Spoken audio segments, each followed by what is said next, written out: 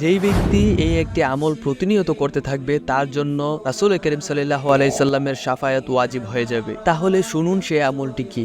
মুসলিম শরীফের একটি হাদিসে এসেছে, হযরত আব্দুল্লাহ ইবনে আমর রাদিয়াল্লাহু তাআলা আনহু হতে বর্ণিত, তিনি বলেন, রাসূল সাল্লাল্লাহু আলাইহি সাল্লাম বলেছেন, তোমরা যখন মুয়াজ্জিনের আজান শ্রবণ করবে তখন সে যা বলবে তোমরাও অনুরূপ তাই বলতে থাকবে, অতঃপর আমার উপর দরুদ পাঠ করবে। যেহেতু যে ব্যক্তি আমার উপর একবার দরুদ পাঠ করবে, আল্লাহ তাআলা তার উপর 10 বার দরুদ শরীফ পাঠ করবে, অর্থাৎ 10টি রহমত বর্ষণ করবে। অতঃপর আমার জন্য আল্লাহর দরবারে উসিলা প্রার্থনা করবে। আর নিশ্চয়ই উহা হলো বেহেশতের একমাত্র মর্যাদাপূর্ণ আসন, যা বান্দাগণের মাঝে একজনই মাত্র প্রিয় বান্দা ব্যতীত আর কারোর জন্য প্রযোজ্য নয়। আর আমি সেই বান্দা হবার আশা রাখি। আর যেই ব্যক্তি আমার জন্য উসিলা কামনা করবে তার জন্য আমার সুপারিশও ওয়াজিব হয়ে যাবে।